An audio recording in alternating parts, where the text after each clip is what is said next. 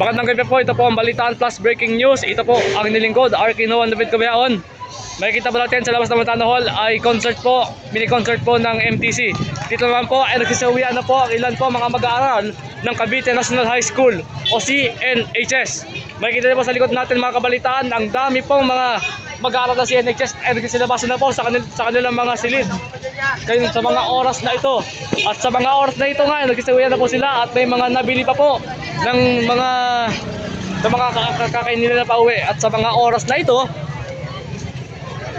may mga kasama pa nila yung mga kasila. So okay, balikan natin. Interviewin muna natin sila. Asriel!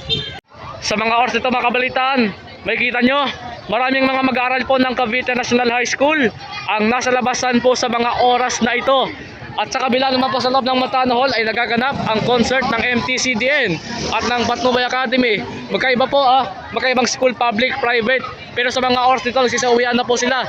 Doon papunta po sila sa parang Burgos Street. Sa mga oras na ito. Yan po mga kabalitaan, kitang-kita nyo na Yan po.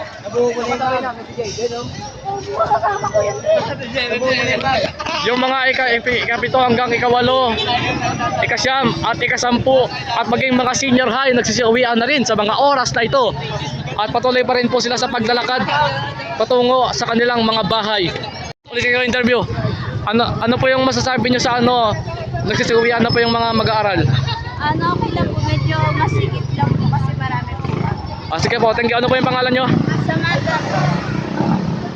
Samantha Gani. Sige, excuse me po. Ako po si Arkino David Cabeaon ng Balitaan Plus. Ano po yung masasabi nyo sa uwian po? Nagsisiuwian na po yung mga estudyante. Medyo maraming tao. Sige, thank you. Ano po yung pangalan nyo? Ako si Sean, sa Maripiles. Sige, thank you. Excuse me po, interview lang.